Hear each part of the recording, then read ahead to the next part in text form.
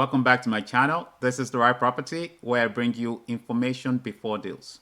We all know we need that information before we go out there doing those deals, especially when it comes to real estate. My name is still Yemi. Thank you for joining me today. What we're talking about today is very simple. Selling strategies in a buyer's market, especially a buyer's market where there are no buyers. It's even tougher than a regular buyer's market. So what is a buyer's market? Very simple. When you have more inventories, more properties, more houses for sale, then you have buyers looking to buy. So it's a flip around of a seller's market. In a seller's market, you have less sellers, less properties, and you have a lot of buyers. That's why you have multiple offers and you're overpaying in a seller's market. In a buyer's market, it's complete opposite. In a buyer's market, now the sellers have to compete for the few buyers out there. And for that, you need strategies. You can't just put anything down and expect people to come and give you, good money for that. Because they have options now. They can go from your house down the street to two other houses and then have their pick. And selling in a market like that needs strategizing. It's almost like solving a Rubik's Cube.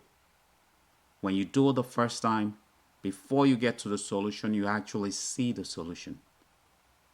And then your ends just have to follow your brain. In a seller's market, you have to know what you have. You have to know the location. You have to know the property type. You have to know the kind of people looking for it.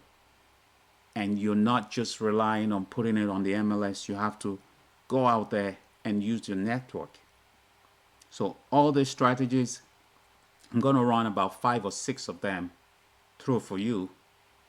You use all or some of it, you stand a better chance because you're competing against other sellers. Number one, your price has to be right. There's no two ways about it. You have to get the right price.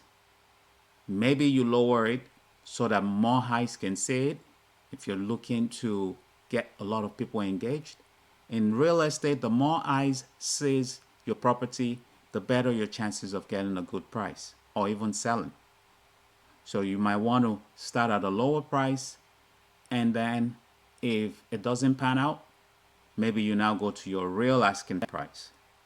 But let me tell you something. When you set a price, if not for bidding war, if not for multiple offers, if you set a price and you go back to change it, you're at that point sending a signal out that this guy is ready to negotiate. He's dropping his price by himself. He knows he's asking too high. If you find an agent like me on the buyer side, I'm going to drive you even lower. So your price has to be right. Okay? And number 2, you do your pre-inspection before you even put it on the market, and you fix all the obvious problems. You get that done, you give yourself a better chance during negotiations. They cannot come at you with a whole bunch of stuff because you tell them, you know what, we've done the inspection, we fixed everything, we know what we're selling. And you can be confident to ask for whatever you're asking for at that point. On the other hand, if you know you're selling a property that's got problems, you can also put aside in your mind, this is how much I'm going to give them when they come back after inspection. I just sold a property like that. We knew there were problems, okay? And there was no fixing them.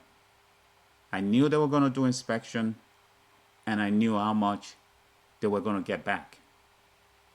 They came back after inspection, they asked for more, and we only gave them what we already decided to give back. My seller just called me a few weeks ago. He was so happy because all the properties in that area, they're going down. The opposite happens during a seller's market. A seller's market, somebody sells, the next person wants more. In a buyer's market, someone sells, everybody panics, and they drop prices because more inventories coming into the market. Like I said, it's like solving a Rubik's Cube. Number three strategy is targeting your market. If you know the house you're putting down has got some work to do, target the investors.